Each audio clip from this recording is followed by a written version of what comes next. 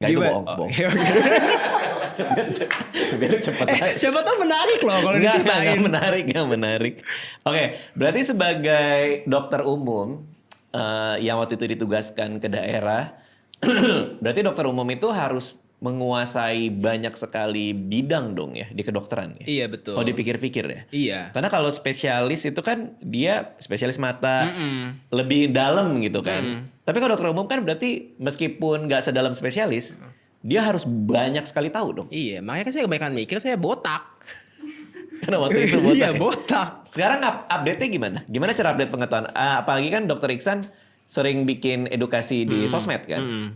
Berarti harus selalu update tuh. Nah, itu juga. Jadi aku juga baru sadar bahwasanya pengetahuanku ketika lulus itu kayak nggak ada apa-apanya gitu loh, Bang.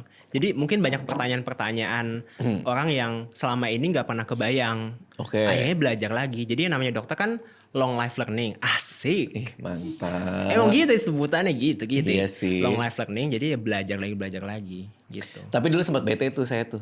Kenapa tuh? Lagi main ke rumah orang, terus bilang,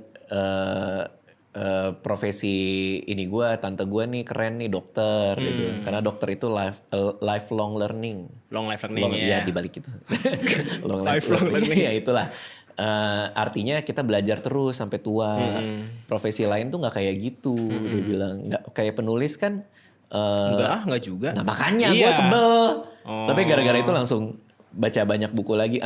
Gimana caranya profesi apapun yang gue jalani, gue belajar terus sampai tua. Iya. Tapi betul, secara konvensional, secara tradisional, dokter tuh memang dianggap profesi yang semakin dia tua, semakin wisdomnya dan pengetahuannya makin kaya ya. Iya, aku merasa Iya gitu kan? sih. Maksudnya mungkin aku dokter Tirta, dokter Gia, ya, contoh ya misalnya, kan Iya. sama-sama dokter umum.